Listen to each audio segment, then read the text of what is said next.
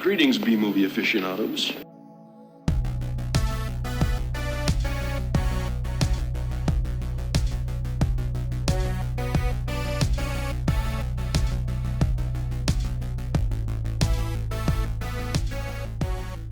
Hello, welcome to A Couple of Flicks. I'm Tristan. I'm Nick. And I'm Zach. So this is a detour episode, because we haven't watched the Snoop Dogg movies yet. So, and we're also going to be choosing Christmas films at the end of this episode to watch next. But we'll get to that later. So have either of you watched anything recently that you'd like to speak about? I saw the Green Knight. Oh, how was that? It was pretty good. It's very slow, but I like those when they're done well. And it's A24, so it was done well. Okay. Nice. I've heard good things. Yeah, I want to see that. Definitely one of my favorites of the year. Oh, nice. Yeah, the guy he's the same guy that did the A Ghost Story, which was a really slow-paced type of movie as well. Still need to see that one, but I liked it. It was bleak, but it was quirky. It was quirkily bleak. yeah, it sounded interesting. Yeah, excellent. Yeah, I'll definitely watch The Green Knight. So I think Lowry is his name or something like that. Yeah, something like that. Yeah. Cool. I've been rewatching the Matrix movies in preparation for the new Matrix movies, or the new Matrix sequel that's coming out, which I still have mixed feelings about, but I'm still gonna watch it because the Matrix is one of those movies that really blew a lot of people away, myself included. So Yeah. I've just been kind of going through the series just out of curiosity. I gotta rewatch those too. Probably a good idea, yeah. They've aged very interestingly, I must say. So I haven't watched Revolutions yet, or I've seen Revolutions, but I haven't rewatched it in a long time. So, and that's the one I feel the most divided about. So I'm definitely curious as to how I'm going to feel about it now. Yeah, definitely. Yeah. But yeah, that was I remember admiring certain things about it. I remember the performances were really cool. Like I like that one guy after he gets taken over by Agent Smith, how he imitates Hugo Weaving really well. And there were a lot of things about it I thought were really cool, but I remember there were a lot of things I didn't like about it as well. I feel like they overdid it with the Western trope stuff at the end with the battle between him and Agent Smith. I remember there was something in it that happened that irritated me, but I don't remember what. Yeah, I never really liked that one, but I haven't seen it in a long time, so we'll see. Yeah. I watched, speaking of catching up on movies, I just watched I guess would be Spider-Man, the one before the new one that's coming out, just to catch up on that. One of the Far From Home, I guess it's called. Yeah.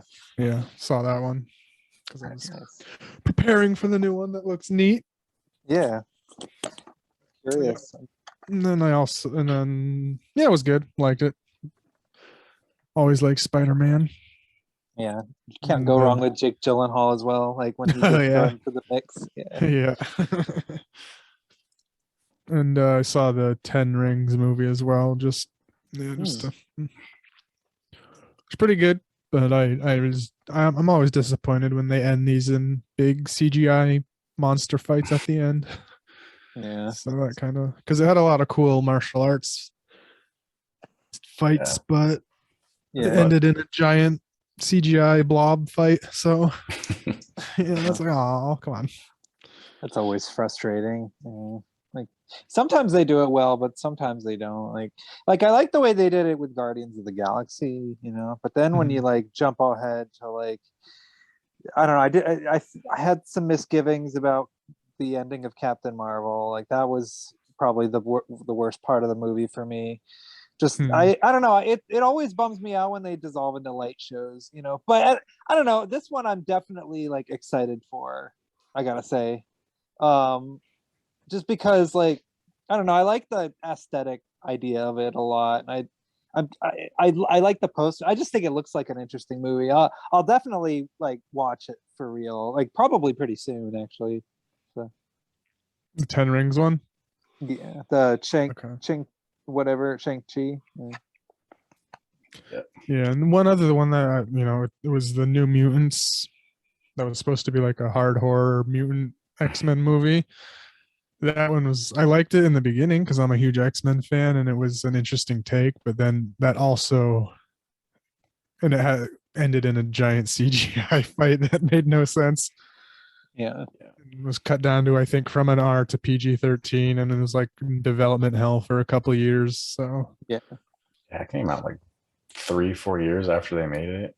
yeah.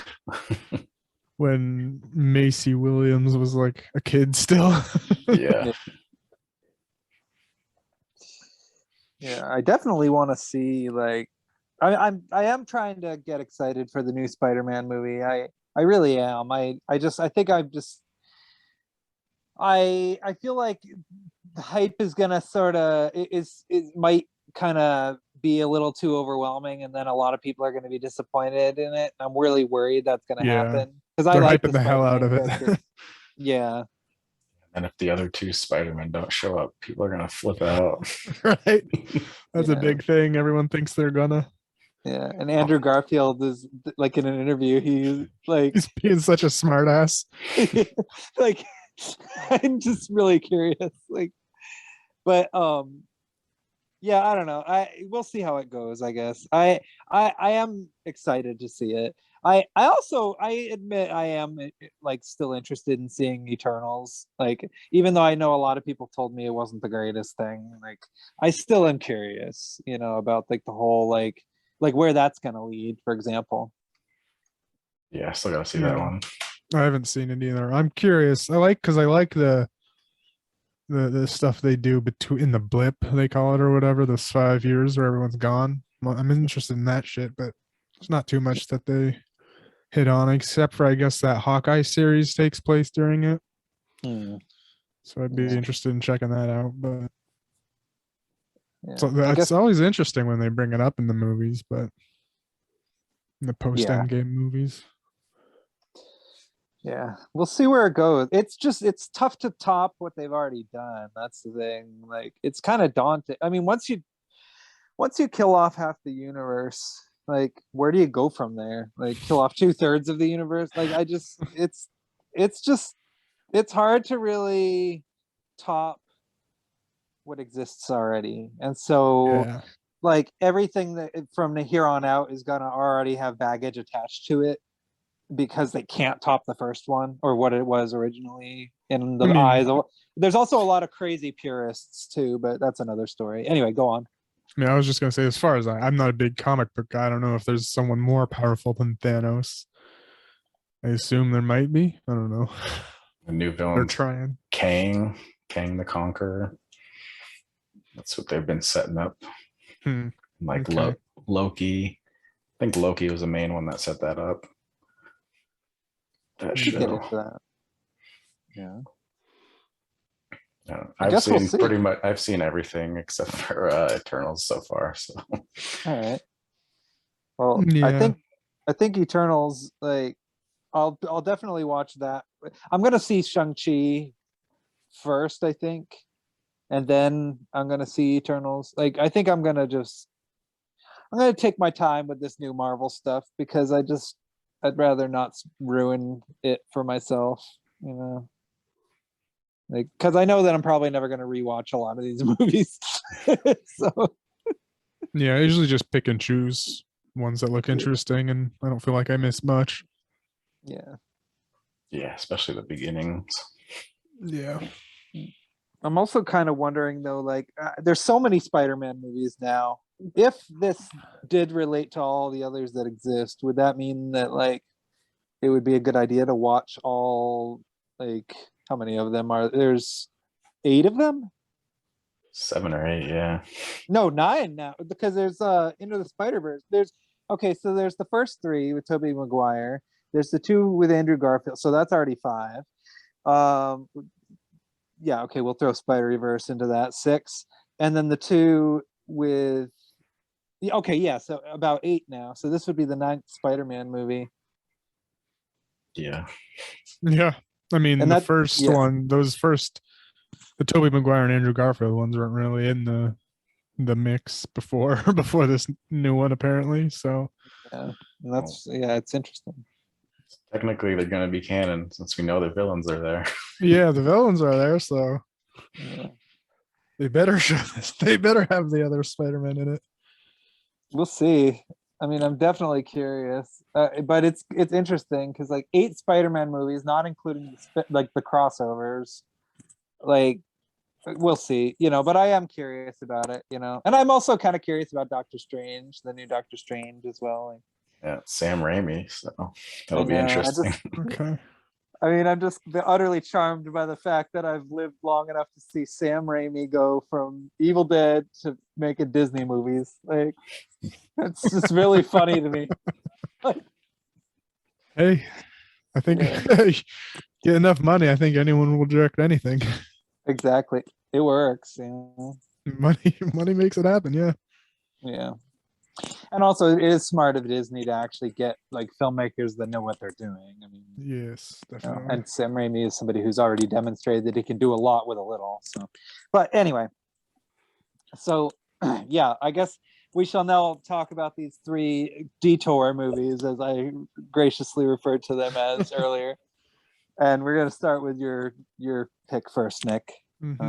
Well, you mentioned Matrix, little tie-in. Carrie-Anne Moss has a little part in this movie. I chose the Bye Bye Man. Yes. And yeah, I mean, and it's just a little part. She's just like a detective for 5 minutes, but it was funny to see her in it in this shit movie. I mean, like, damn, how'd you get her? Yeah, well, not just her, but also Faye Dunaway. Like, oh, right, in this movie too, for like 2 minutes. Crazy. Yeah, and she gets. Actually, no. We'll save it. I'll let you because I don't want to spoil it. But I'm utterly flabbergasted. Like, that's all I have to say about that. Yeah. So I chose this movie because it was written. It's always been on my radar. It was written by Jonathan Penner, who was a Survivor contestant way back in the day. And he was in Hollywood before he was in Survivor. That was just, he happened to like a lot of Hollywood people like Survivor, but yeah, that's why it was on my radar. I just was flipping through another list, and that was one that came up again. So I was like, fine, I'll finally watch it. Yeah. And it's directed by his wife, Stacy Title. Yeah, who can, by the way, now we I know can make a connection. Yeah. I know what you're gonna say. Yeah. She also directed the Snoop Dogg Hood of Horror. Yep. She not only directed that, but here's something else she directed. She also directed The Last Supper, which was written by the guy who went on to direct Dead Man's Curve. Okay. Shit. Yeah. Damn. Yeah. So Stacy Title has actually she's gotten around. Like, she's she's worked with Snoop Dogg. She's perfect for this show. Damn, yeah, I didn't even know. Yeah. I didn't know any of that. Yeah. I mean, And now we got to talk about Snoop Dogg's Hood of Horror at some did point. we choose that one or No, but now we have to. Shit, yeah, right? Anyway. So yeah, getting into it, it's like a boogeyman horror movie. I don't know, what is Candyman, the one like you say the name and he comes and kills you? Yeah, you say the name or no, I always mess this up. You say the name 5 times in the mirror, you say Candyman, and he comes out of the mirror and kills you. Basically, is what Candyman is about. So it's like that, and like the Biggie Smalls episode of South Park. Yeah. Don't say it, don't think it. Just don't. Written all over the poster. Said like that's half the dialogue. Those fucking few words. Yeah. And then another good portion of the dialogue.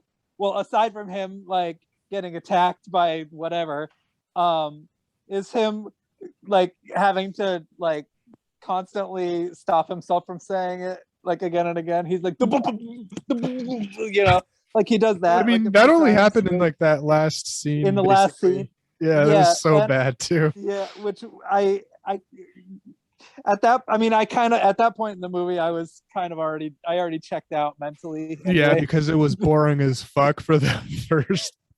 I mean, all of it mostly, except until you get to about the hour mark, then it starts getting interesting in a bad way, but interesting nonetheless. You know, it kind of reminded me of like Hellraiser Inferno, but go on. I'm just like, the acting was trash as well. The writing was garbage. Plot was generic. I mean, it really was pretty much a by the numbers cookie cutter. Like, I mean, okay, so like it starts off with some dude shooting a bunch of people, and it's all like done in one take, and it's like, is it a one take? Yeah, well, I mean, it's supposed to look like it's one take. I should say, and like, you know, they kind of cut back to it a few times throughout the movie. Yeah, as you learn. Yeah, and you know, the guy.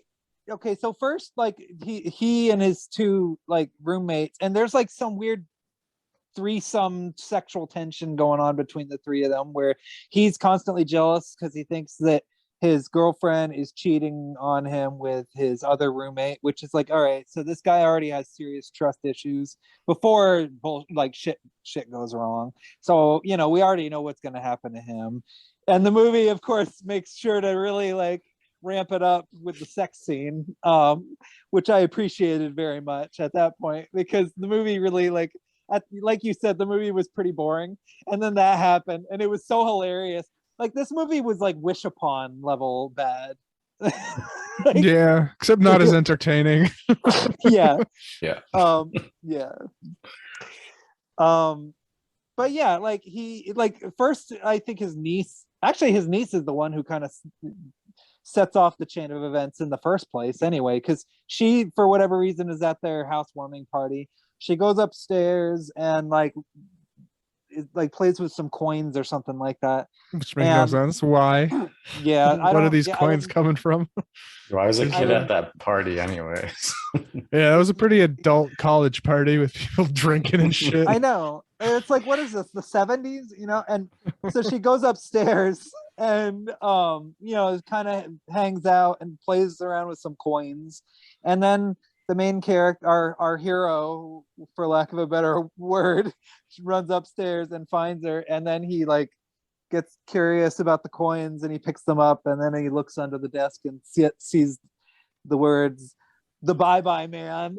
And no, he sees at first he just sees the scribblings of don't think it, don't say it. And then he like pulls off I don't know what the fuck, it was like some type of wallpaper inside a desk thing, like coding or whatever, and etched in was the "Bye Bye Man." Yeah, and it's like it's just like the remake of Evil Dead, where the guy who looks like Jesus opens the Book of the Dead, and the first page it says like in blood red letters, like, "Do not read this book," and he just shrugs and keeps turning the pages. It's the same thing. In big letters it says, "Don't say it, don't think it." He sees the words, "The Bye Bye Man," and then when he hears the phrase, "Don't say it, don't think it," again later on in the movie, what does he do? He says, "The Bye Bye Man." It's like, wow, if this character isn't even smart enough to put two and two obvious clues together, like you can't, there's no hope. Like you can't count on these people for anything. And sure enough, they make every mistake that people in these movies make, one after another, to like in a hilarious fashion, to the point where it gets monotonous. Like you said, it gets really boring. And then in the second half of the film, it starts going a little more bonkers, which is fun. Faye Dunaway, do you want to talk about the what I would call the crown jewel scene in the movie? You would. Yeah. I mean, we're skipping a lot. I mean, okay. I'm sorry. We're just. I mean, what I would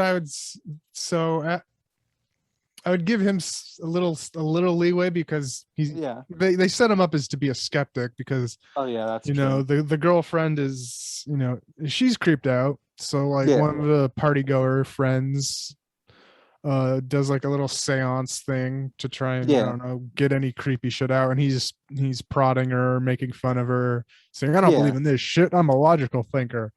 So he just says he's like, she says something's coming, something like, and she starts freaking out saying, don't say it, and he just says the bye man. So now he's fucked everyone in the room. And then I mean, I in a way it was kind of interesting to sort of see how like he was constantly challenging the dynamic of the psychic in the room, and it did kind of make for an interesting sort of direction, she knew somehow that her parents died in a crash. And then he got defensive and decided to piss her off. Yeah, it was his parent. Yeah, you're right.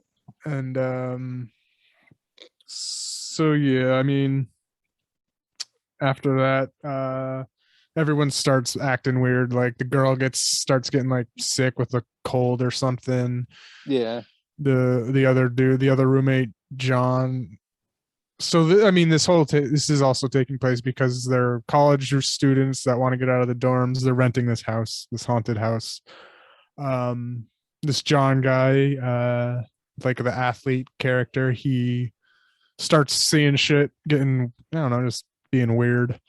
He tries to sleep with the seance lady, but apparently couldn't finish. Like that's one power the Bye Bye Man has, is gives you ED. And they seem to be losing sleep. Like they start I think they're trying to do something like It Follows a little bit. Like it felt like it felt like very It Follow-y kind of stuff in there. Like, and I do applaud how they sort of showed like the decline of the characters, like while everything was happening. Like, because I always enjoy when a movie does, like they also do that with Nightmare on Elm Street, because the characters like are lacking sleep and stuff. These characters are sort of getting depleted of their energy in a way too, and so they kind of become paler. The main character like looks like shit the whole time. And I like that. That was cool. It felt kind of classy in a way. And then so the main character is, I don't know, he's getting jealous, more and more jealous, irrationally.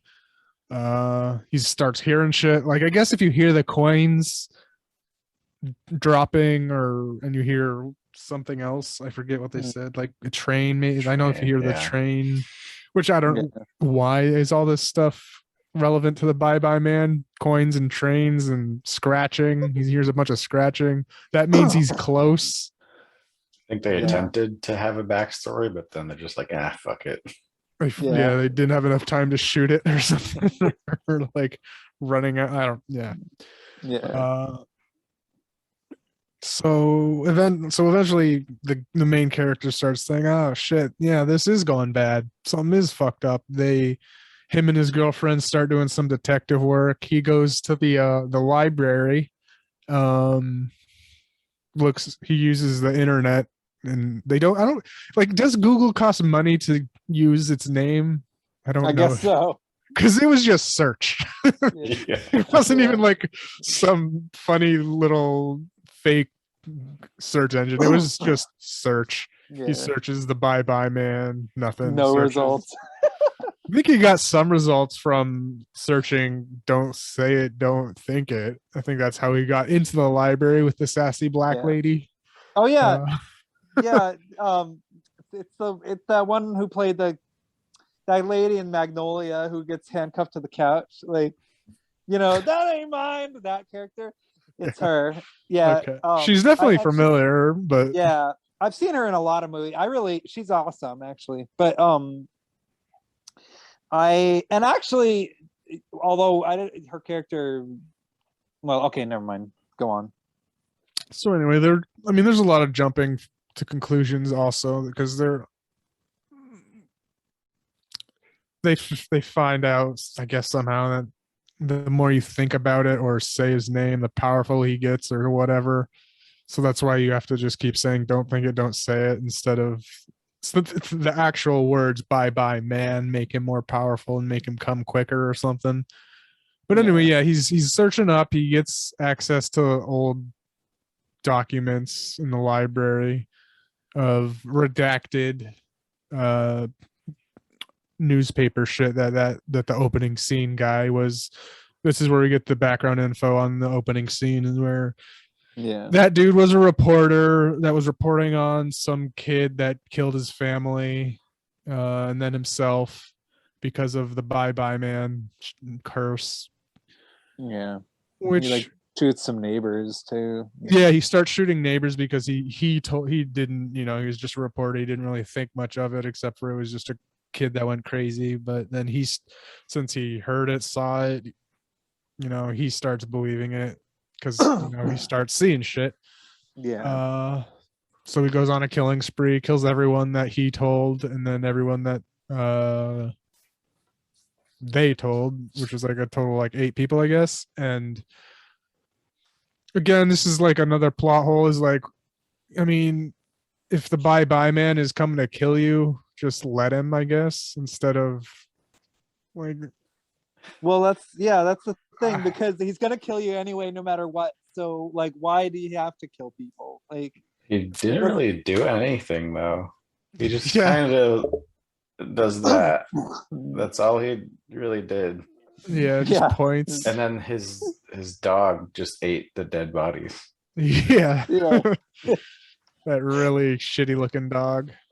Yeah, I think that was my biggest problem with this movie, though. Ultimately, is I didn't understand the character motivations. Like, I didn't understand why they all decided to try to kill each other. Like, it just seemed kind of like, all right, whatever. Or why he decided to kill everybody. Or, I mean, in the first place, like, I mean, I understand at the end because he was seeing shit, but initially, like, why does that have to be the plan? Like, why that guy went on a killing spree at the beginning? Like, it just seems stupid. Yeah. Yeah, his conclusion was that you have to kill everybody and then yourself, so the buck stops with him. But I mean, the redacted reports were still out there, so there's definitely potential. And also, I find it funny, like, that this type of film where, if you say the name 5 times in a mirror, these are like hard to do things that you can't happen accidentally, but sometimes you might just say, oh, hey, bye bye man, if you're saying goodbye to like a friend walking away, like, see you tomorrow, bye bye man. Like, oh, you're fucked. Oops. It's also kind of a silly name. Like, it's not Bloody Mary, it's not Candy Man, it's not Biggie Smalls. No, it's definitely not Biggie Smalls. It's just bye bye man. Like, that's silly. It just sounds like a nursery rhyme or something, like, or a nursery song. Mm-hmm. I don't know. Yeah, and then just on a side note of the investigation, where the girlfriend of the main character goes to see the landlord. Yeah. He's a flower shop owner. This is Jonathan Penner, the writer of the film. So he had a little cameo. It was a stupid fucking scene too. Yeah. Just wrote it in to be in the movie because he does a little acting too. He's been in like Seinfeld. He's been in Arrested Development as well. He was like the lawyer for the dad in Arrested Development. So that's cool that he did like Survivor. I mean, that's interesting. Yeah, I liked him. Anyway, that was likable. Yeah, his name was Mr. Daisy, the flower shop owner, real on the nose. Yeah. Yeah. He was no help. He was just like, I don't know. She was like, "Oh, it's really cold in here. Why?" And he's like, "This is a or a greenhouse. It's super duper hot. You should go to bed." Like, Yeah, you're sick or whatever. Yeah. yeah. He also sort of flirts with her, like the two, or well, he doesn't flirt with them directly, but he kind of indicates like those two But handsome. yeah, and he has a little bit of flamboyancy to indicate that he might be gay. Yeah, seems a little chirpy. So. Yeah. Uh, so yeah, we get, I guess, getting just a whole more of the backstory of the initial reporter. Finds out where the main guy finds out where his wife is. And this is where that funny fucking stupid scene comes in where like he's talking like how did he's trying to get out of her like how she survived. Yeah. And it was because he never told her the bye-bye man's name, the bye-bye man. Yeah. That's how I survived. I never knew it. And it was like, oh, okay, well. And then he jumps to the conclusion that I guess a Nightmare on Elm Street kind of thing, if you just like ignore all these hallucinations, you beat him. If you beat the fear, you beat him. And he practices it on her because she's tending the fire in her fireplace and just ignites her whole body and she's like, I'm on fire, fucking shoot me, help, shoot me, kill me. And he's like, no, this isn't real, you're the bye-bye man. Oh my god. I laughed so hard. Yeah, because it was so bad looking too. Fake CGI fire on melting Faye Dunaway. And the CGI on her face and the skeleton. I was like, oh my god, you gotta be kidding me. It's like worse than The Fog, like the remake. Yes. Oh, I laughed so hard at that. Wow. That was so fucking funny. Yeah. Oh, and one funny thing too was like when he was at the library before he goes to meet the wife, he was just scribbling out in the report, the bye-bye man, but he wasn't like, you could still read it because it was just like a pen over it. Yeah, he just jotted over it a bit. Yeah. Like, why is somebody scribbling out the bye-bye man? I don't understand. And the should be noted, the sassy black librarian also says the name bye-bye man. Which comes into play later, which is when he's driving home from almost killing Faye Dunaway, but he's trying to go back to rescue his girlfriend and buddy. Yeah. And to tell him to not be scared. He's driving super fast. And then he sees randomly his friend in the middle of the road and he's, oh, this isn't real. I got you, you dumb fucker. Bye-bye, man. Fuck you. And he just like just phases right through him. He's like, haha, yes, haha, I beat you. He's looking back, like saying, yay. And then he just turns around and randomly in the middle of the road, in the middle of nowhere, the librarian's there. It's not a hallucination. She's actually, for some reason, in the middle of the road. And he hits her, flips his car, and like he's like, I don't know if he doesn't, if he thinks that it's still a hallucination or something, but he just leaves her by the side of the road. Well, and also earlier in the movie too, like kind of what sets off the chain of events of it being an investigation. So the psychic girl. Oh shit! Yeah. Yeah. Oh my god. That. Yes. I forgot about that. Yeah. Yeah. So he actually starts believing in all this shit now, and he goes to her and asks her to do another seance. He wants to bring her over, doing another seance, and she's like acting weird, saying okay, and then she like, I'm coming out. You see her washing her hands off with blood. She has and as they're driving, he's noticing that there's a bloody hammer in her bag, and she starts freaking out. They're driving by a train track because she sees like a family that got flipped over in a train track. They're all fucked up, and it's not real because the bye-bye man makes you see things or makes you not see things as well. And she gets hit by the train. He's trying to stop her, but it looks to the train driver that he's chasing her down with a bloody hammer. That's where Carrie Ann Moss Trinity comes into play as the cop Yeah. investigating this train accident. Yeah, pretty much. They bring him in for some investigation shit. He's sounding crazy, but he monologues his way out of an investigation. Yeah. So he goes. So eventually he's trying to make his way back to his house with his friend and girlfriend. He sees. I guess it's I'm telling it a little out of order because I think he beats the shit out of his friend because he thinks he sees the bye-bye man makes him see that he's having sex with his girlfriend, so he hits him over the head with a bat. But it wasn't the case. He was just taking care of her after the train accident, just putting her to rest. And then he moves his friend upstairs. He leaves him on a sofa. So he ties his friend, and he ties him up and leaves him in the basement. That's it. And then goes to see the wife of the initial reporter, but he comes back and somehow the friend got no ties. He was not tied up somehow. He just wakes up untied, goes to see what's going on because he's like out of it and shit. He sees the friend, John was his name. He sees the seance girl. She's all fucked up looking like she got hit by a train. And she's freaking out. He sees the girlfriend, Sasha or something was her name, as her.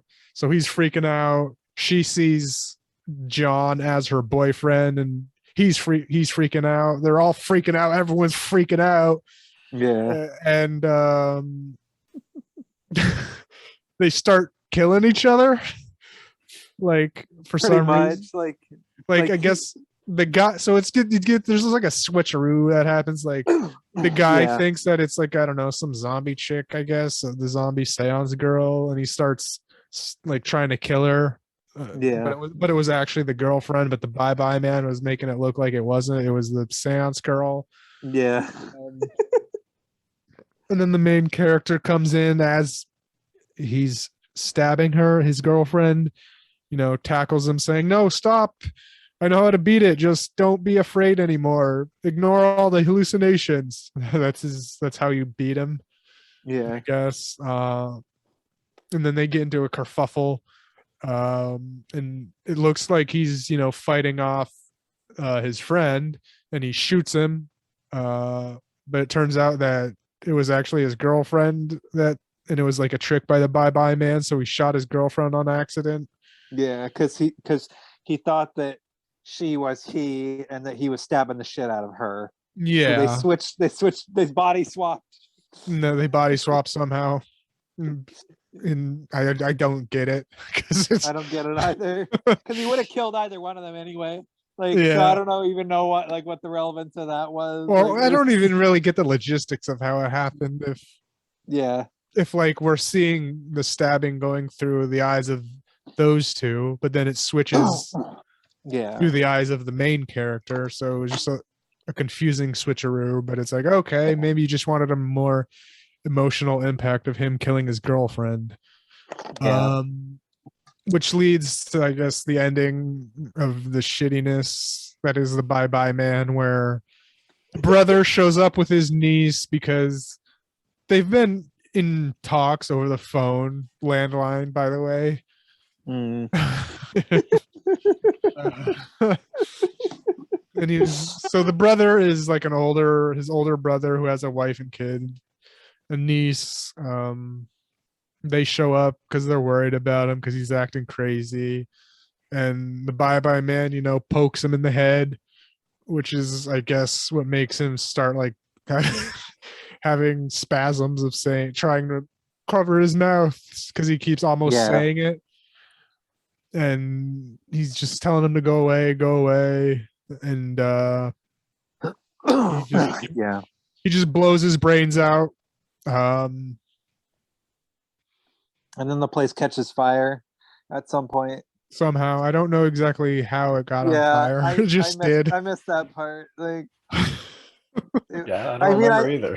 yeah, like I know that it happened, but I just don't know why or how. Like, Because at first I thought it was like just a hallucination because of the whole thing, but no one was like, there were no candles during any of this type of shit. That like this No. final fight, there was no fireplace that was lit or anything. The house just started lighting on fire. I don't know if the Bye Yeah. Bye Man did that, or I don't know the Bye Bye Man's powers. Maybe Can that's he the only actually? thing he did. He just lit shit on fire. I don't know. Made people hallucinate. Yeah, Yeah. he can do that. And he was played by the guy from Doug whatever, who's done Doug Jones. yeah. He's actually, a pretty awesome guy, and they hardly even show him in this. It's like, what And Bye Man? I mean, I'll say it looked pretty cool. I mean, he didn't look like Yeah. him at all, but the Bye Bye Man looked decent. Yeah. I'll give The that little movie they this. Yeah, the little moments they showed, he looked decent. Yeah. In contrast to his dog, which is like hot shit. Yeah. It's just a giant turd, CGI turd that eats Yeah. people. And then the movie does a double whammy twist ending, or like, what is it? Switch. There's a word for it. Not a twist ending, but I don't know, some kind of thing. Yeah. It's weird. It's stupid. So the dude, the main character at somewhere through the middle of the movie gets pissed off at the drawer. So instead of, I don't know, burning it, he would just fucking throws it off the side of his property into like, Yeah.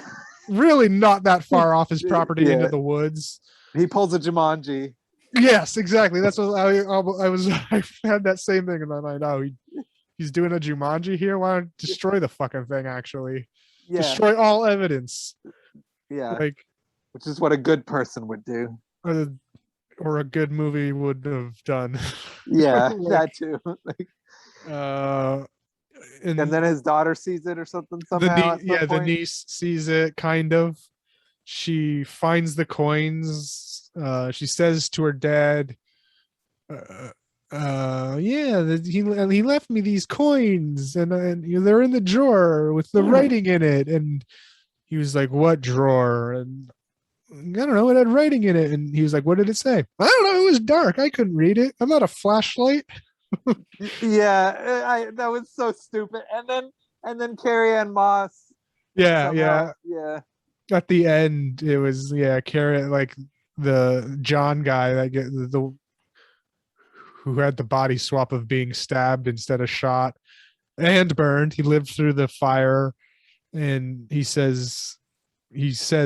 never says the full thing out loud. He says the bye bye, and Carrie Ann Moss is trying to say what, even though like she clearly knows that's the main character was onto something after all this crazy shit happened. Why would she want to hear it after he explained, well, because his monologue to get him out of fucking jail was like, if you have kids, if you saw a giant massacre, you wouldn't tell your children what you would see, you would hug them, right? What would you do? Tell them the truth or hug them? And she was like, oh, I'd hug them.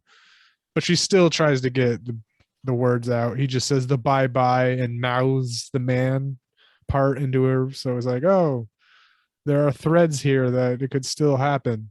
And the desk they show like a shot of the desk at the end too, so it's still there. Mm-hmm. So it can lead to a sequel, which it's not gonna happen. I mean, does this movie have enough of a fan base or no? No. Okay. Okay. Did people take to it or not? I don't think so. I don't think so at all. I think it was the Letterbox ratings are pretty low. Oh yeah, it's like 1 point something, right? 1.5 or something ridiculous like that. Yeah, that's pretty bad. There's the little chart. Jeez, 1.5. Oof. Well, okay. I guess there goes that that answers the question as to whether or not there's going to be a sequel, I guess. There still could be some stupid producer that's like, let's make another one. Yeah. Well, you know, Yeah. the movie actually did make money, apparently. Yeah, I'm not surprised because it was probably cheap as fuck to make. And Yeah. if you just PG-13 it up for theater, you'll make some money. Yeah, which I'm so glad I didn't watch the PG-13 version of this movie. But go on. I was just gonna say the budget 7.4 million, box office 29.9 million. Well, fuck. Yeah. Good on you, Jonathan Pedder. You didn't win Survivor, but you made a buck off this shit. Yeah. So there you go. But what were you about to say? Me, I would wonder what the PG-13 is, because it wasn't that unrated-y except for like a bunch of blood. So I could see if they just take it and the blood. sex scene. It wasn't that sexy either. It was just like the backs of the dudes. Like I've seen worse in PG-13, I feel. I mean, we got to see his butt cheeks. I mean, that's pretty amazing for this type of movie. So. Yeah. But but there was like no swearing or anything either. It was just like, yeah, there could have been. This movie could have been raunchier. You know, It's just dreary mostly. Yeah. Just people walking around dark hallways, getting freaked out by sounds, acting stupid, killing themselves. That's kind of it. Yep. Yeah. But I was entertained. I'd give it a 2 out of 5. Like, I didn't hate it, honestly. Oh, really? Yeah. Yeah, I thought it was gonna be a lot worse just because of what other people have said about it. But yeah, I'd give it a 2 as well. Yeah. I was bored for most of it. Yeah. And the acting was really hard to get by too. Yeah, the acting was pretty poor. I like Jonathan Penner just because of Survivor, so I'll give it a 2. I'd probably give it a 1 if he didn't have anything to do with it.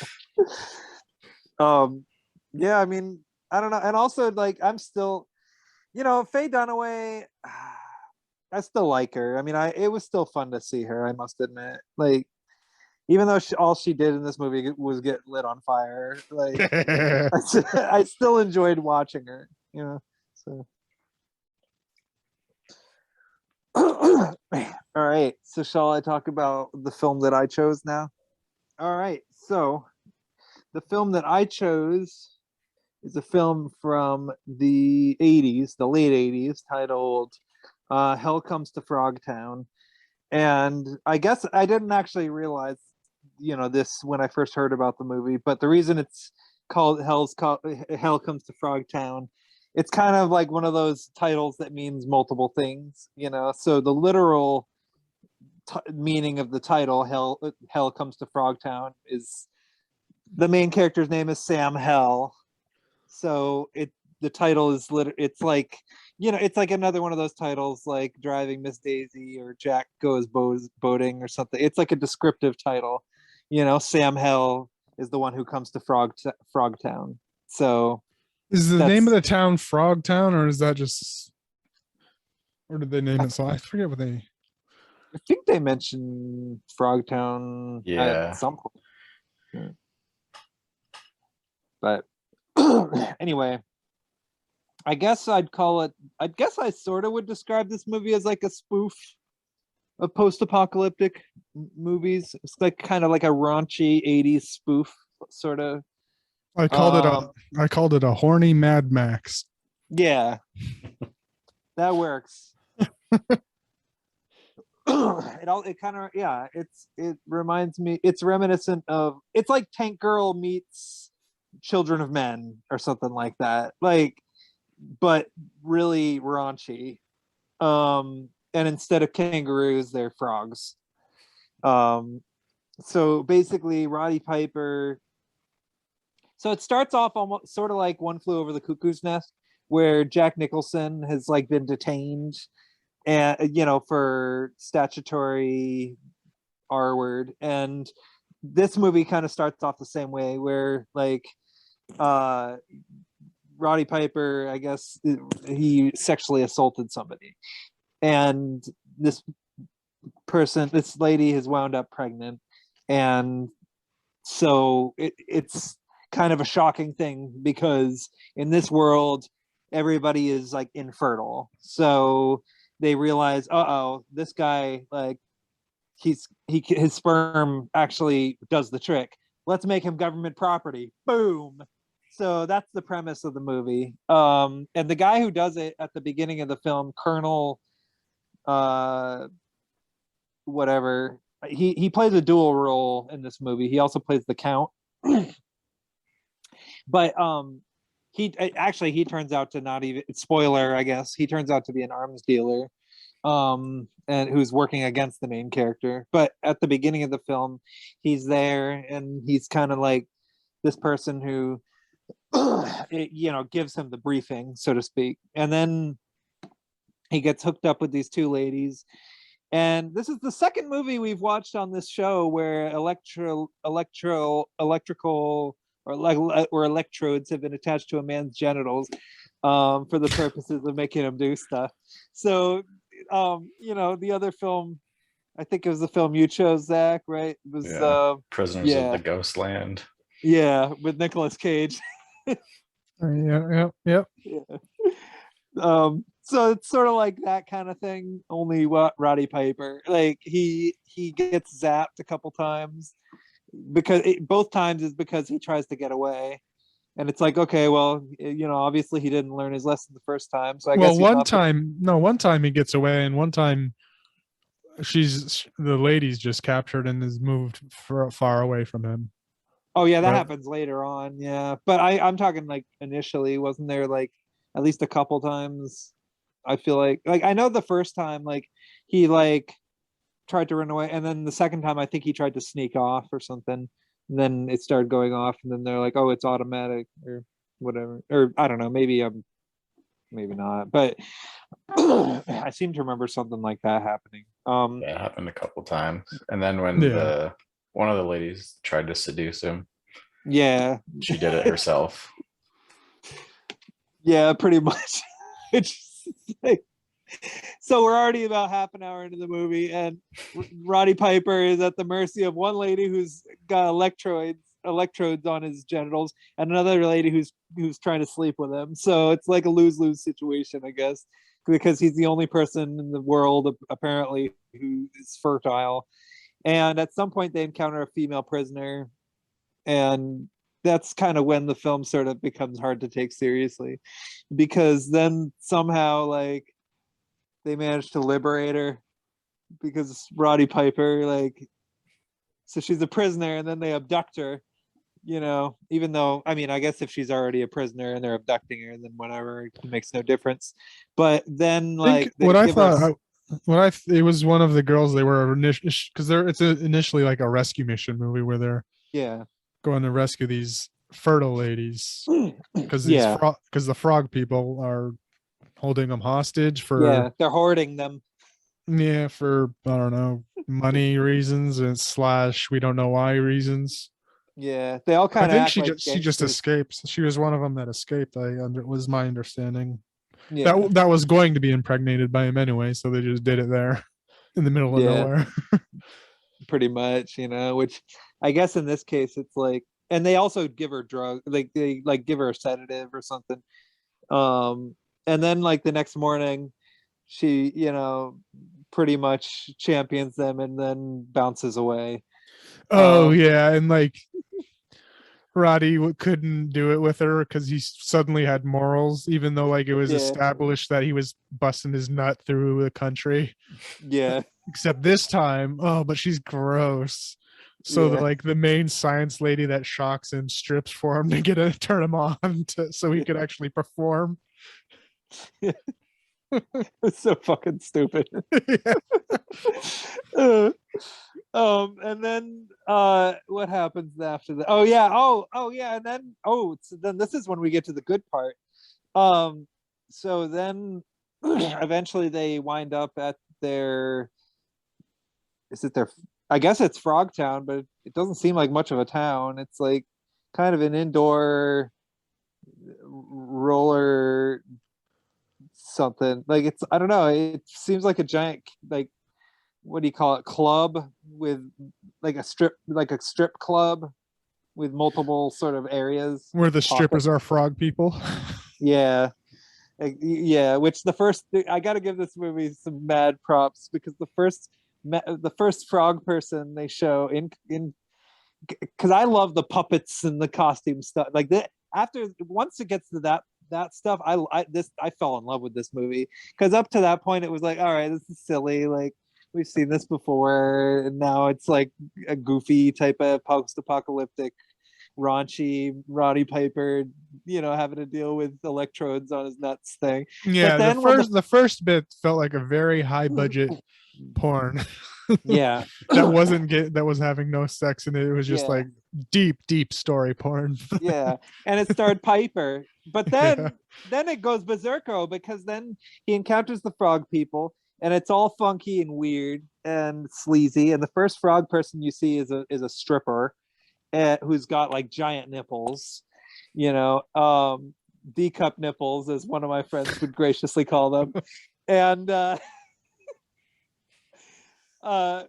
and he like talks to all these gangster sounding like frog people, and it's pretty crazy. Like I dug it. And the lady who's like heading the mission, she ends up having to, well, her intention, of course, I guess, is to sort of disguise herself or whatever, but doesn't really work that way. So she gives him like a like she's like his slave type of thing, where she's like has a collar on, and she's dressed in like small clothes and stuff. And Roddy Piper, of course, gives her a hard time about it, but eventually, it's like, all right, well, I got to do this, otherwise she's gonna blow my nuts off. So it kind of turns into Return of the Jedi. At the beginning with Jabba the Hutt, it's like a reverse Star Wars. Yeah, it was like a reverse Star Wars Return of the Jedi, and I loved every minute of it. And Rory Calhoun, fucking Farmer Vincent himself shows up in this movie at the bar, just doing nothing. Like he's just sitting there, and it's like the most random thing. I'm like, all right, like, yeah, it's good stuff. And so let's see. Then I don't even remember what happens next. Somebody gets killed at some point, in some wacky way. What was it? I mean, they find out that it's a ruse. The whole thing was a ruse. Yeah. Frog people figure out that the science lady is, I don't know, a science lady, and then because they figure out that Roddy Piper's I don't know, him. They get him captured somehow as well. They're both captured by frog people.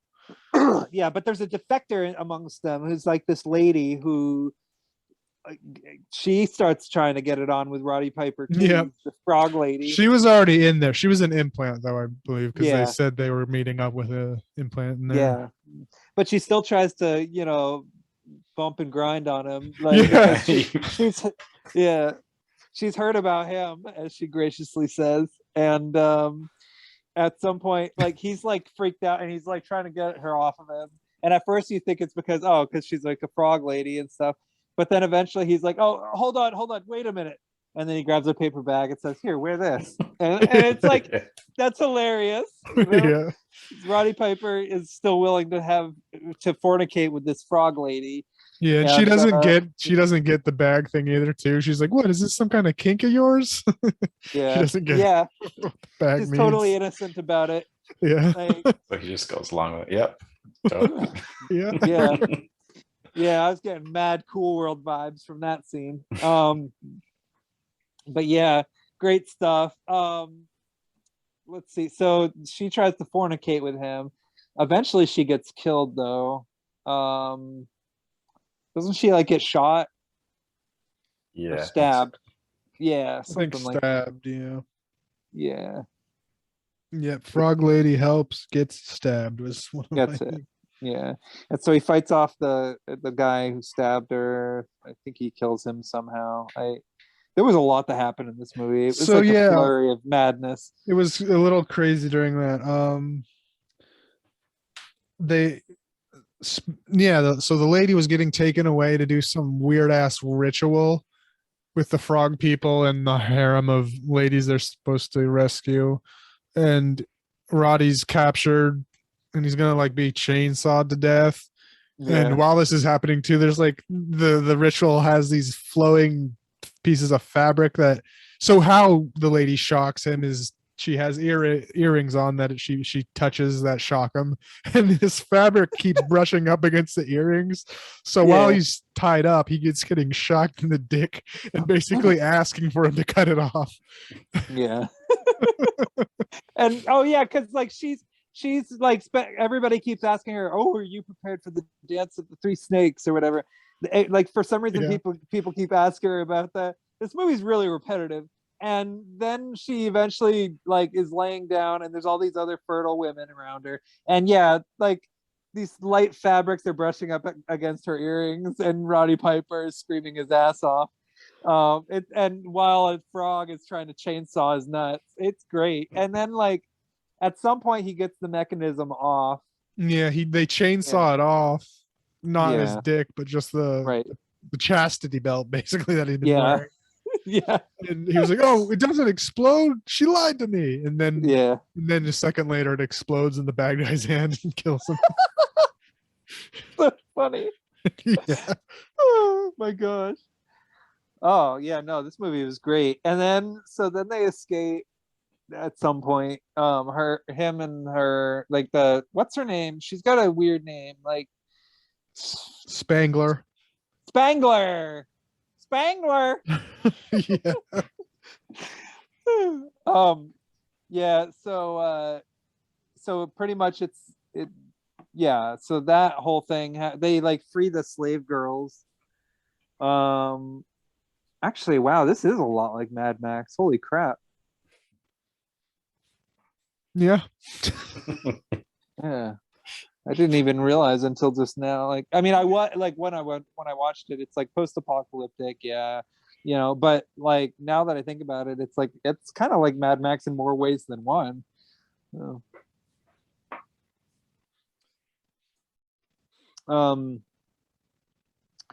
let's see. So,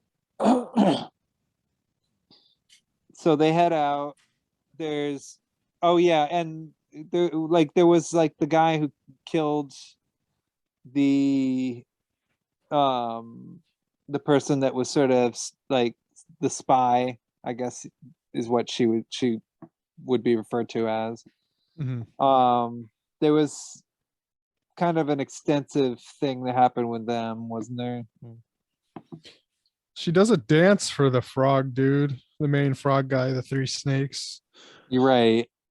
Okay. I don't know. Like with the guy with the eye patch? Maybe. Someone else, like a bigger frog guy. Oh, that was it. Okay, yeah. Yeah, because the guy with the eye patch was funny.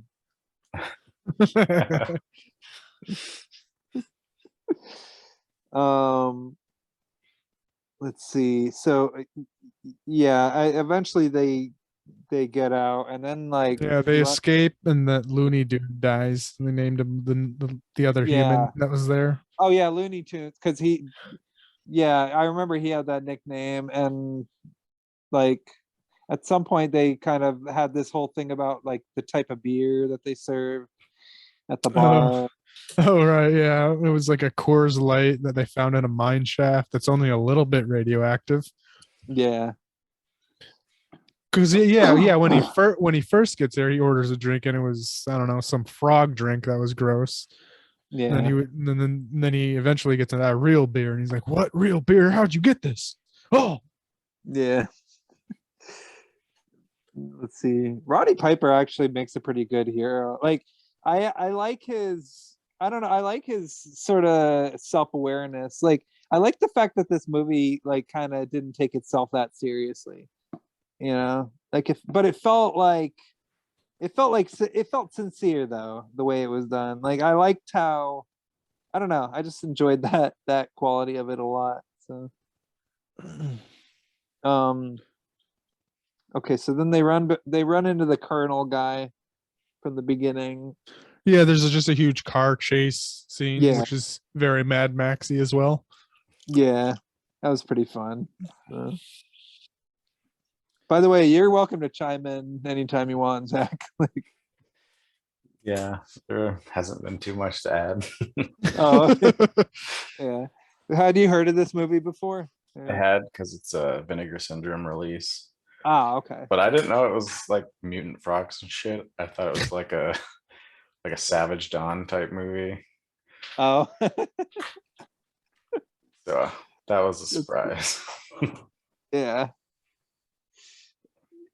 Yeah, I mean, it takes a while for the actual frog people to show up, but once they show up, they're pretty much in it throughout the rest of the movie. So we get a lot of time with them. And I remember he kills the last frog. There's like a beat down scene. You know, Roddy Piper, the wrestler, he's got to have a beat down scene in his movies, and this film ends with a pretty savage one where he gets bashed in the face, and yeah, and he like stabs the guy. Oh wait, no, throws the sword.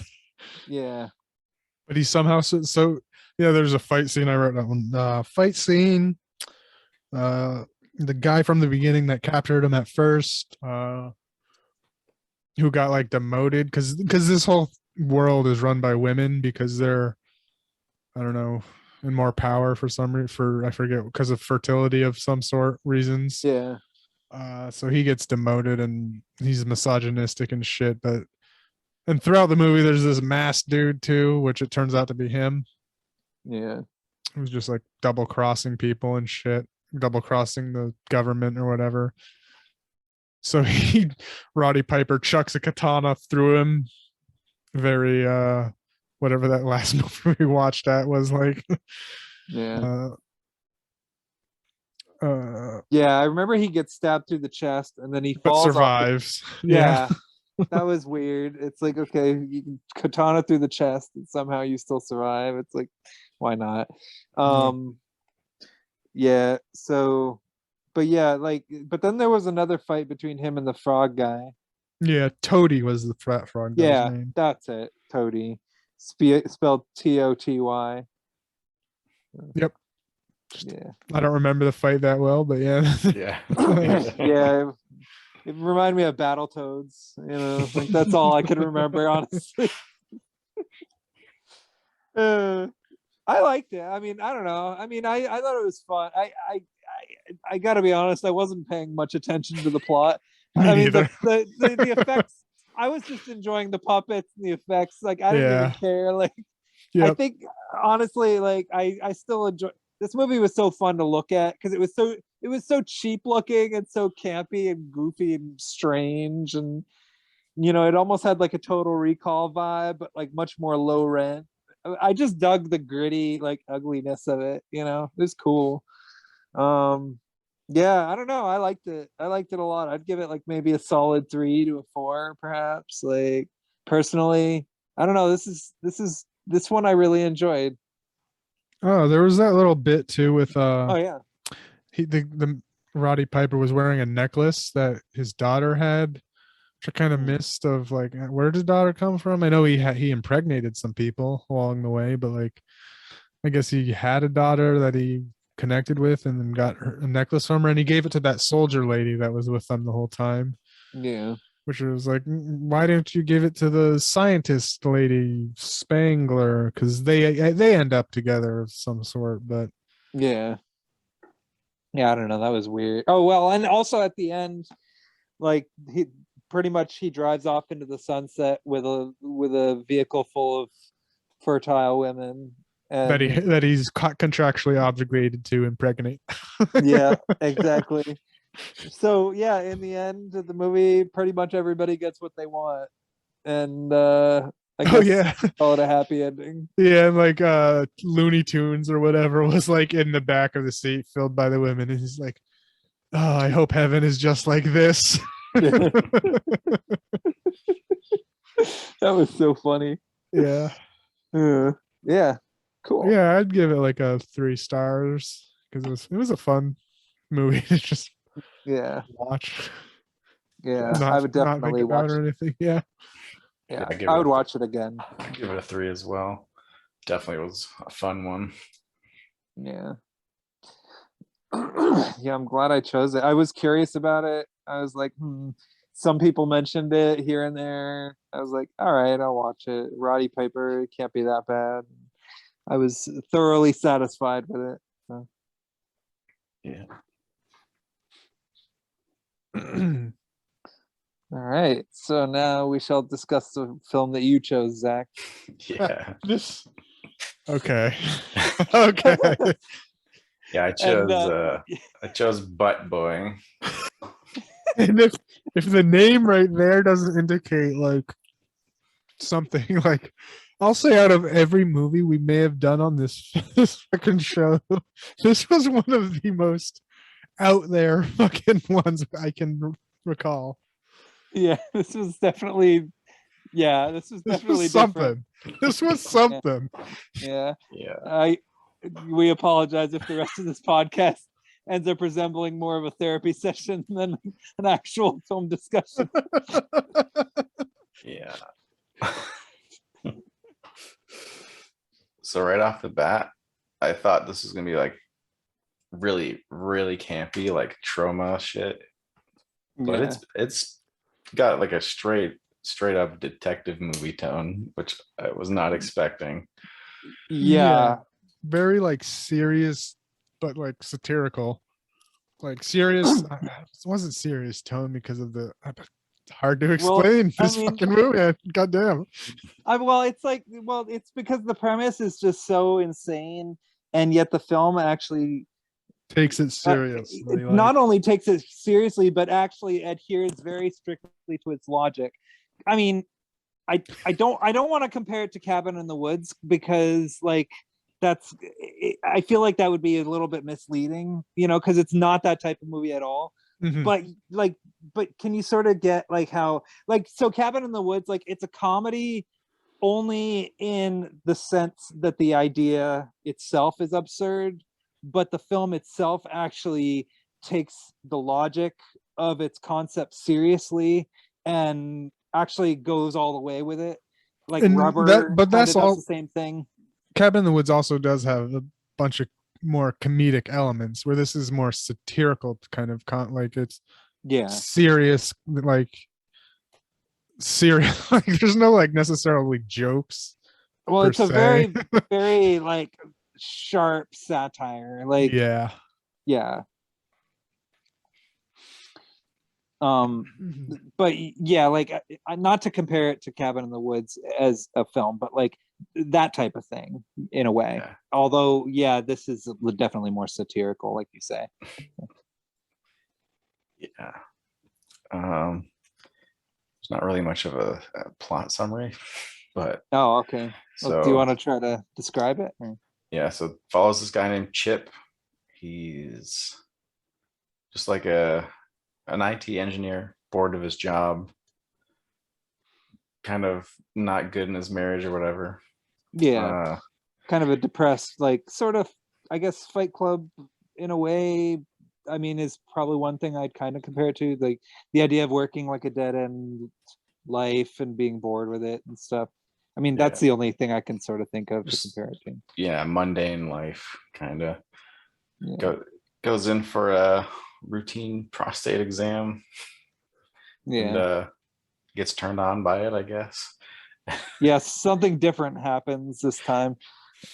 Yeah, and starts actually, shoving. I think it might have been his first prostate exam, actually, because like Yep. because his wife said something like, "Oh, Daddy's gonna have his first prostate exam," like and was sort of mocking him a little bit to their baby, like. Yeah. Mhm. Yeah. So he got some pleasure out of that, so he starts shoving stuff up his ass. Yeah, it starts off with a bar of soap, doesn't it? Bar of soap, then a remote. I don't know if the dog was that in the beginning or later. I don't remember. Well, at some point he actually was it after the time jump? No, it was before. Okay. Yeah. So because they went to the park to post up missing dog signs. That's true. Yeah. Okay. Yeah. So yeah, like I had to pause it at that moment once it showed I the didn't get dog, it. and I was like, I okay. didn't get it that like I didn't understand at all. Like that the dog was missing because he put it up his butt. Yeah. yeah. So Well, it didn't show that. It just implied it with the. I didn't Yeah. even get the implication. I must have missed it just like Yeah, because he does the bar of soap, the remote control, and then it like does the thing where he's like looks back and forth to the dog, and then the dog's next cuts to the scene where they're hanging up the flyers. yeah. So implied And- that the dog. Yeah, because it played this one like weird little musical note when it showed the close up of the soap and whatever the other thing was, and then it played the same note like when it showed the close up of the dog, shit. and at that point, I had to pause the movie and Okay. just be like, all right, so I guess I mean I think I think I know that I think I have a feeling that this movie might be going in a different sort of direction than I thought it would, and I started thinking about the fact that it was called Butt Boy, and then I'm like, okay, wait a minute. I didn't. Because I missed that the dog may have gone up his butt. Yeah, that's all right. I was so yeah. You are innocent. I had no idea what the fuck we were getting into. Yeah. Yeah, I didn't either. This was also a random pick, by the way, for people listening. Yeah. It makes me want to do more random picks. Yeah, because and I like looked it over, like this the tagline of the movie too after watching it, and it was hilarious. It was like played up as a detective thriller, and it was just like, and the detective thinks it's by Chip, who's shoving shit up his butt. Like, oh, well, I'm glad I didn't read the headline before watching the movie because I was surprised as fuck. Yeah. Oh, by the way, Chip is the director of the movie. Oh yeah. Okay. So, that's excellent.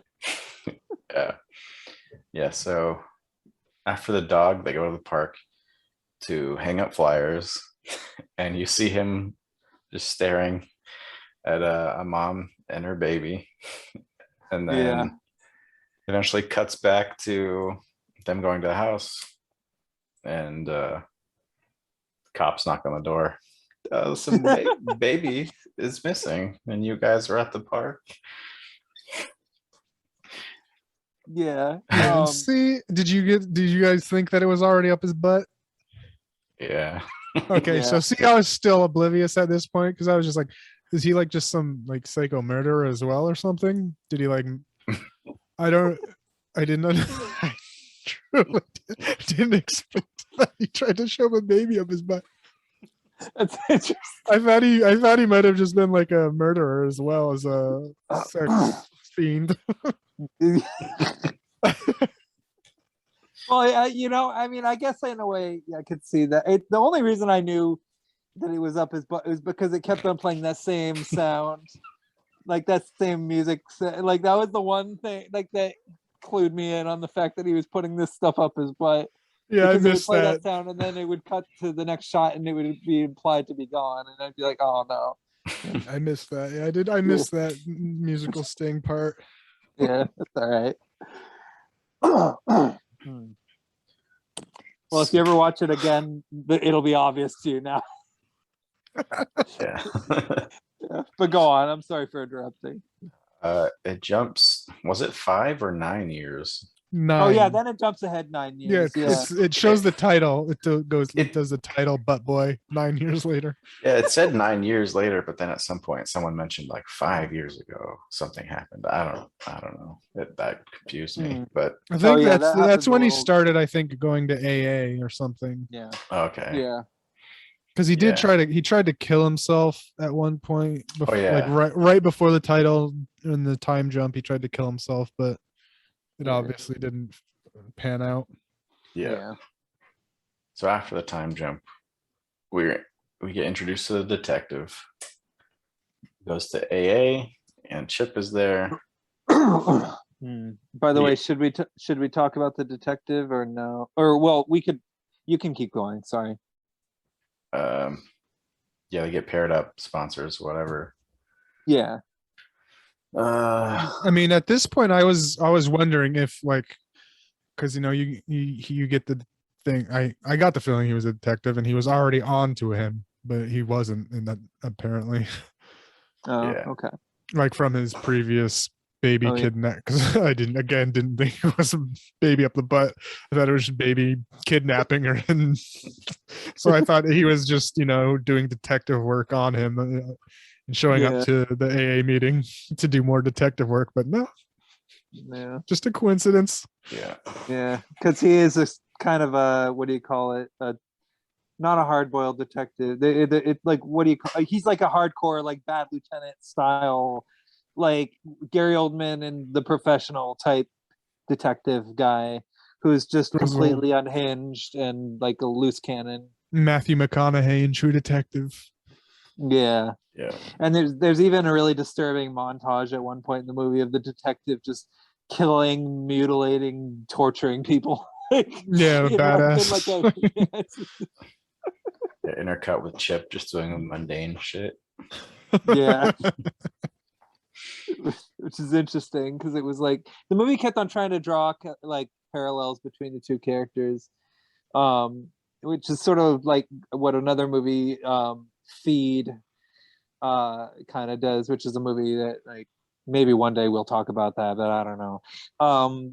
I've But considered picking that one. yeah, that would be an interesting one to talk about, I gotta say. But that movie sort of does a similar thing by showing like the perpetrator and the detective as being like similar people in certain ways because they're both capable of something terrible, basically. Yeah. And the cop loved hot sauce. Oh yeah. I knew that was gonna come up again later. Yeah. Yeah, I guess Chip was in AA not for alcohol, but for his shoving stuff up his ass, I guess. Yeah. Yep. But he pretended it was an alcohol addiction, I guess. Yeah. I, I eventually he gets triggered to start putting stuff up his ass again. Yeah, because he the relapses. and it's the detective's fault that he relapses because he takes him out to dinner or whatever, and then he starts like describing like his desire to start drinking again and all that stuff, break his sobriety, and that causes him to want to start putting things in his butt again, basically. Yeah. So it's the detective's fault that he goes on a rampage again, so to speak. Yeah. Yeah, starts out with a game piece at their family game night. Yeah.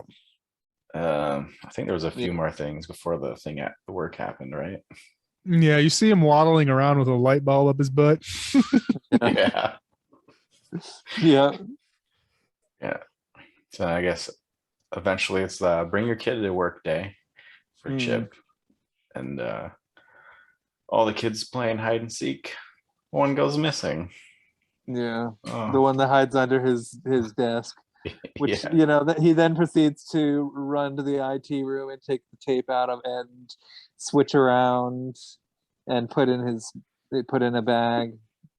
Yeah, like he's keeping the contraband. And still, I will say at this point, I still didn't think that he was actually shit was going up his butt. Well, then the last part of this movie must have been extremely interesting for you. I mean, I eventually I kind of got it because once the detective just randomly tells his boss the theory that I think he's somehow inhaling shit up his butt and digesting them, and he's like, well, I don't know about the digestion part, but yeah. It's like, what? You jumped to that conclusion? Like, okay. Yeah. So the detective is the one that's called in. Because Chip never answered the guy's calls for AA and stuff, so there's like tension already there. And then it's like, oh, you're the IT guy, you're the only one that can see the camera footage, right? And that's when the suspicion starts. Goes to the detective. And that's when it all comes crashing down. Yeah, because Yeah. So also like his first clues were at the desk, at Chip's desk, he finds like a dingleberry just underneath his desk. yeah, Yeah. That's what led him to believe that he's like. That's where it just. How did he jump to that? Was my question. Like, because there was nothing that, like, the audience could understand the jump, but like the detective just found a random dingleberry underneath his desk. Like, because then it goes to the detective telling his boss, "Yeah, I think he's shoving shit up his butt and digesting the reverse." Because he finds another one at some point. Yeah, he finds another one that because he follows Chip with a cat, and he finds another dingleberry where yeah. Yeah.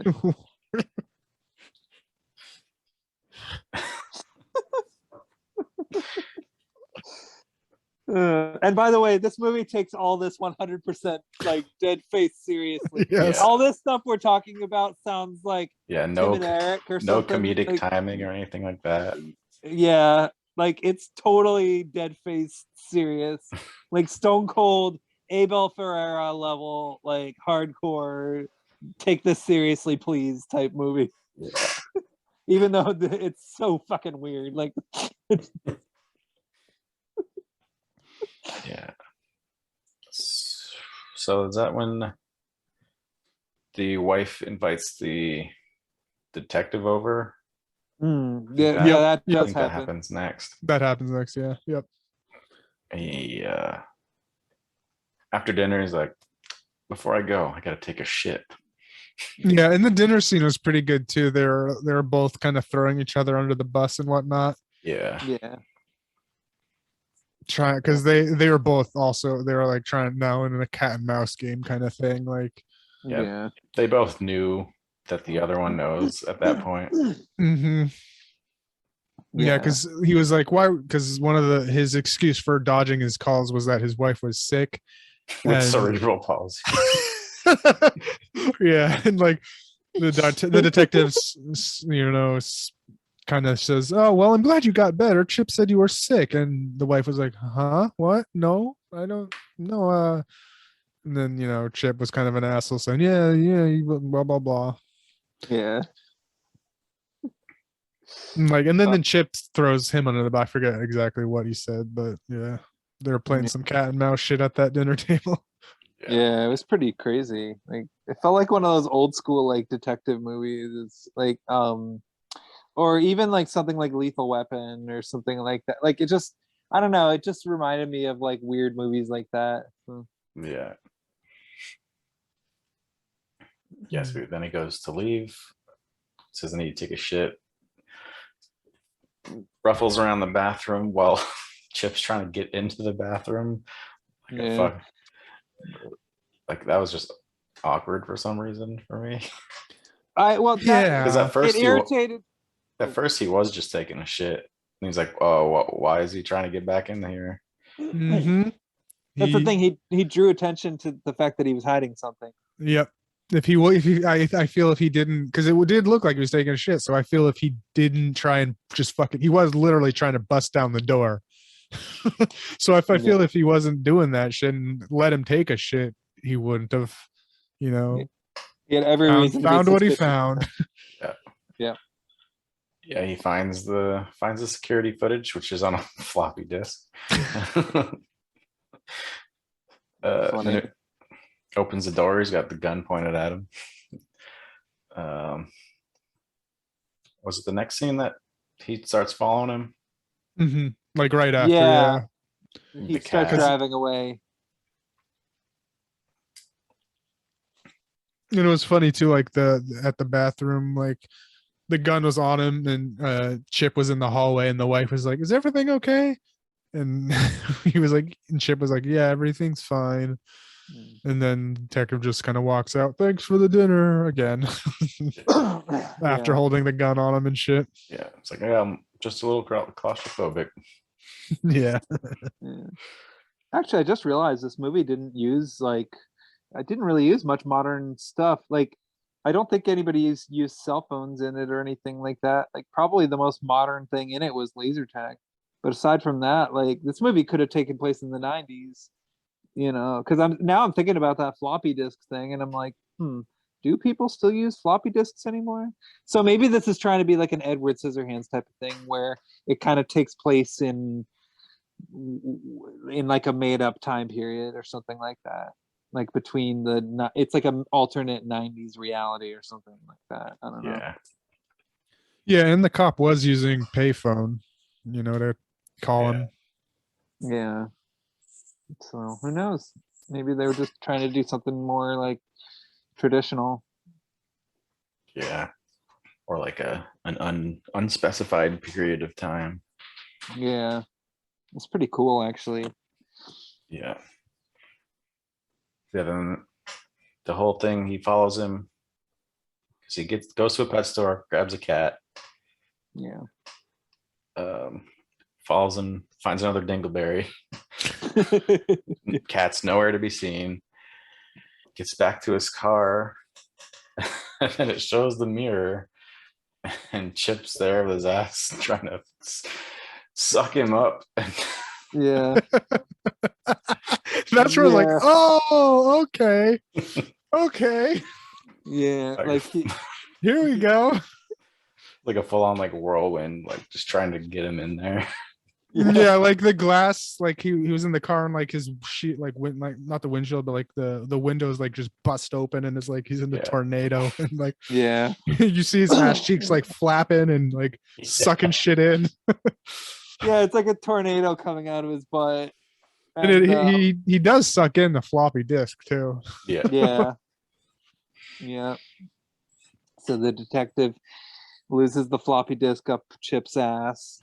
And then what happens? Like then like I think the next scene was he goes to the police chief. Police chief doesn't believe him. I think he like kicks him off the force or whatever, the typical he, like, fires and kind of give me your badge. Yeah. So then after that, I think it was the laser tag. Because and also the cop relapses himself.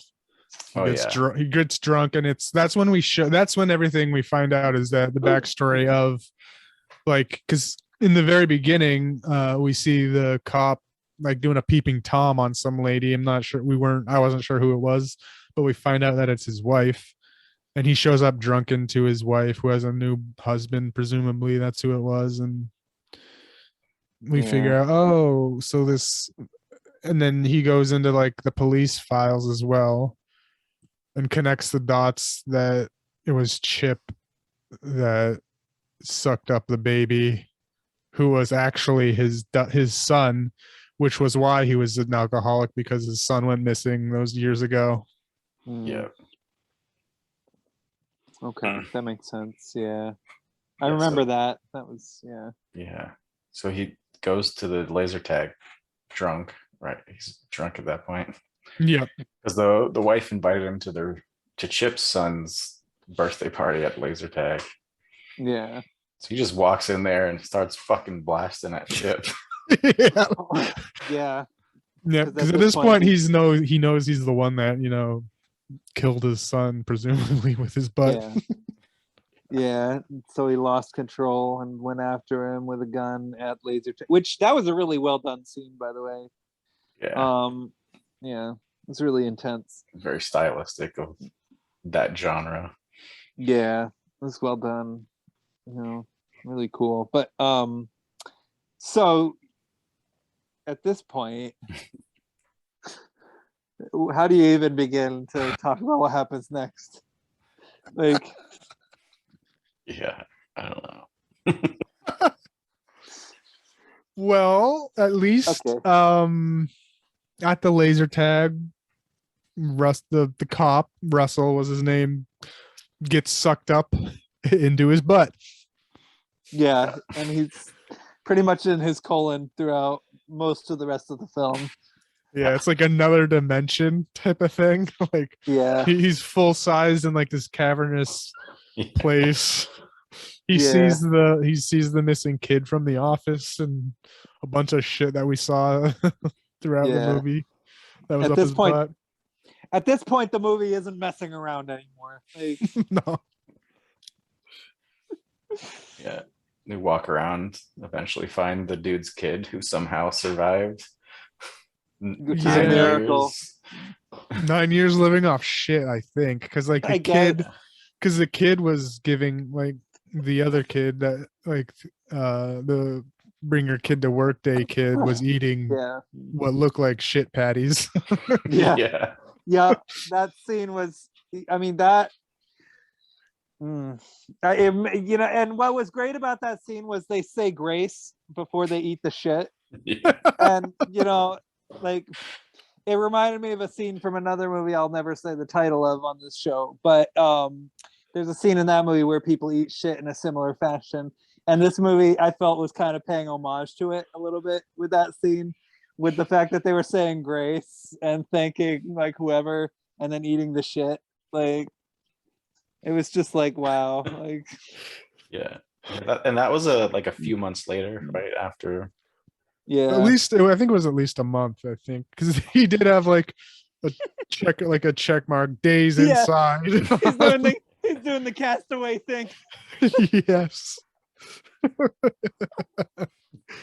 And how he could really tell how days pass inside his butt, where there's like no sun or anything. I'm one like, Yeah. does he have a watch on or something? I don't know. I don't understand it, But the kid, like Oh, and there I was don't that funny part right in the beginning when he was in the butt. There was like, "What's that?" And it was like it's a fart. know. So they have to duck for cover like it's a train. Yeah. Yeah, but somehow the kids have managed to survive. The dog survived too. It's like, holy Yeah. crap, that's incredible. I guess it's easy to survive inside of somebody's colon, apparently, according to this movie. Not that I ever want to imagine such a fate, but yeah. I at mean, least- we're also talking about a movie where some guy can't absorb people up his butt. So like he has super butt powers. So it's Yeah. all right. This could be an X-Men origin story, I suppose. Right. So yeah, so then what happens? So then, yeah, like a month or two later, Chip's Oh going yeah, about. 2 months later. Yeah, Chip's going about his job, getting a promotion and shit. He's like touted as a hero. Yeah. Meanwhile, everyone in his ass starts throwing stuff out. I guess. Yeah, because he went to the doctors because he got shot while in the laser tag. So he's like doing yeah. routine checkups. He has another prostate exam. And you see the inside, and you just see two huge fingers come in, and the doctor's like, "Oh, you're real loose back here," and he's just like, "Oh, that's weird." Yeah, that's right. Oh gosh. Yeah, so that's when they start throwing stuff back out, like everything you see at the beginning: the soap, the remote, the dog. Yeah, the dog gets out. Yeah, he puts the dog on his own front porch and comes back in. His wife discovers the dog, Right. like somehow 9 years later still Yeah. found his way back. Yeah. Yeah, he like hides it and pretends that and he is wiping it off and stuff, and then leaves it on the front door, runs in really quickly, and then he's like, "Oh, it came back to us." Oh, and he pretends oh, it's a miracle.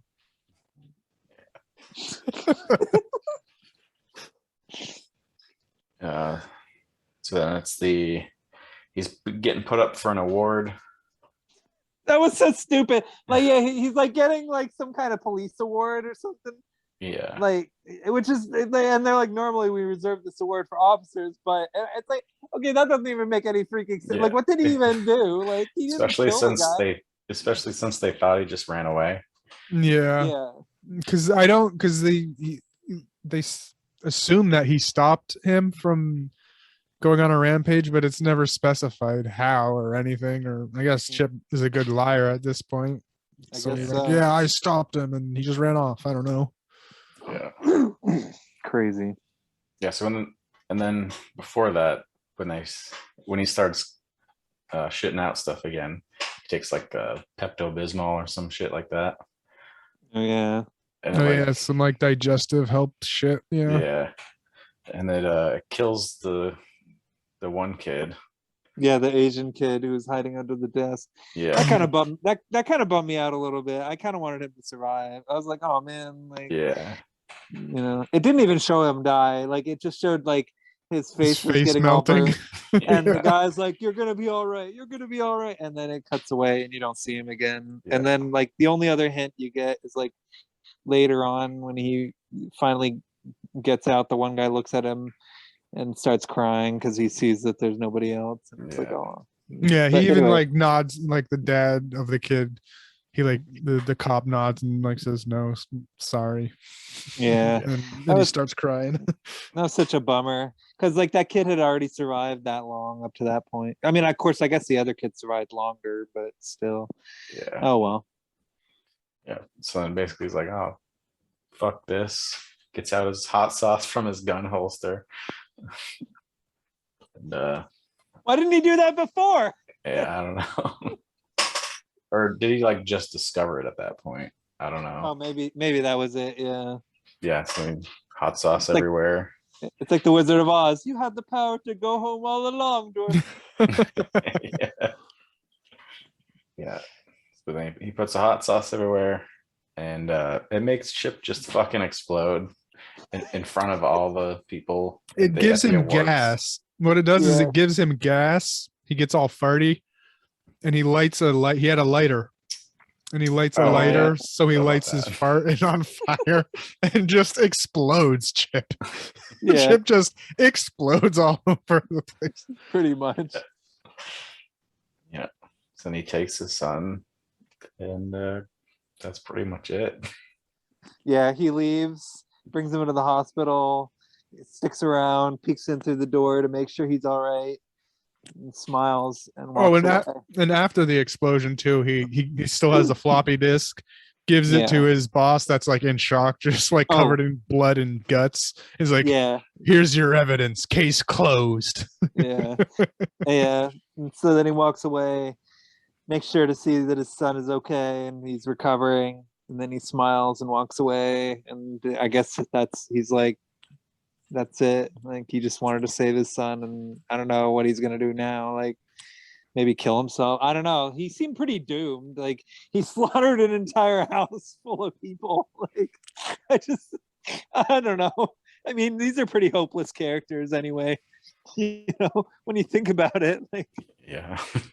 you know, but yeah, he did make the guy who was putting people up his butt, he did make him explode. And so I guess that's what's most important, is that the butt boy got blown up. Yeah. Yep. Stopped a serial killer of sorts. Yeah. Yeah. A serial killer who I guess only effectively killed one person. Yeah. Yeah. Yep.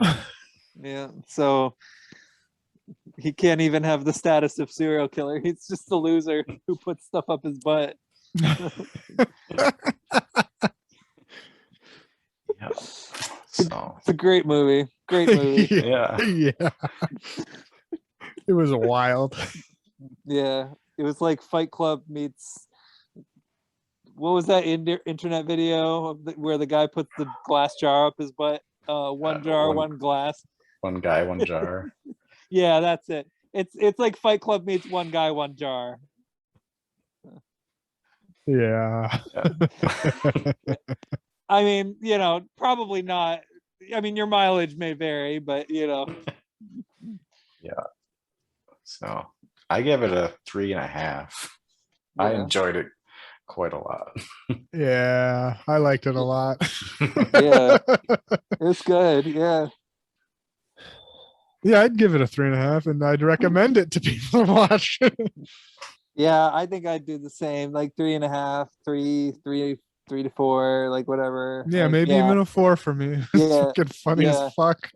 It was a pretty damn good movie, actually. Yeah, The detective character, he was a pretty damn good actor, actually.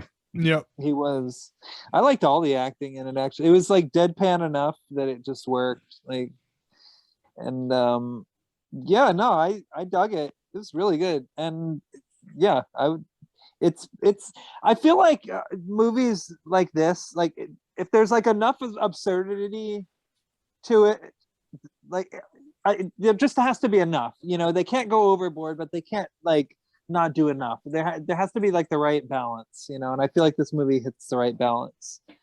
So Yeah. all right, and I guess that concludes our episode. And now we shall declare our Christmas movie choices because the holiday season is coming up. Yeah. So, who wants to go first? I got a few choices. I just wanted to see what you guys chose first. Okay. Oh, that's what I was gonna do. All right. Well, I'll give my choice first. Okay. Because I've already decided what this is. I think I told you guys this is one that is off the beaten path. It is a movie that goes by several different titles. It was made in 1965. It is a Russian movie called Morozko. It's also known as Jack Frost, Father Frost, and Frosty. And it was on Mystery Science Theater 3000. So there's an English dubbed version. It's on YouTube, and I think that's what we should watch for my choice. Okay. So what year was it again? 1965. I know it's sort of a strangely specific choice, but I remember seeing it on Mystery Science Theater 3000 and thinking like, this. I kind of want them to shut up for this one. Like just I was actually a little interested in what was going on, just because it was strange enough that I kind of wanted to see like what would happen in it. So I choose that. All right. Well, if you're going with something that was titled Jack Frost, I'm gonna go with Jack Frost. Okay. But it's the 90s one. What year? Which 90s one? 96. This one. Okay. Okay. Okay, I know this one. Excellent. All right.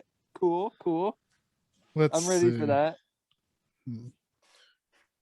I think that's one I have seen. If it's is it a family one or No. the horror one? The horror one. Okay, I've seen them both. So.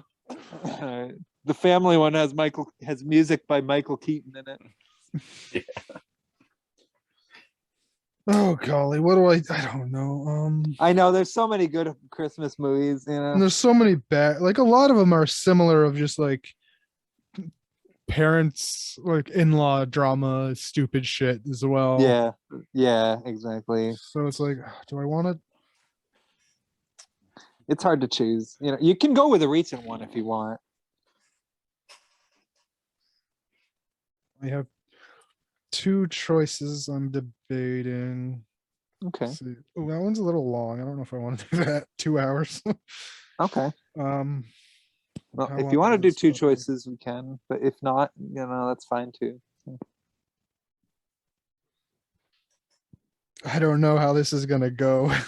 I really don't, but I'm gonna choose Grumpy Cat's Worst Christmas Ever. All right, I'm ready. Yeah, I'll still decide on that one. Yeah. The other one I was thinking of was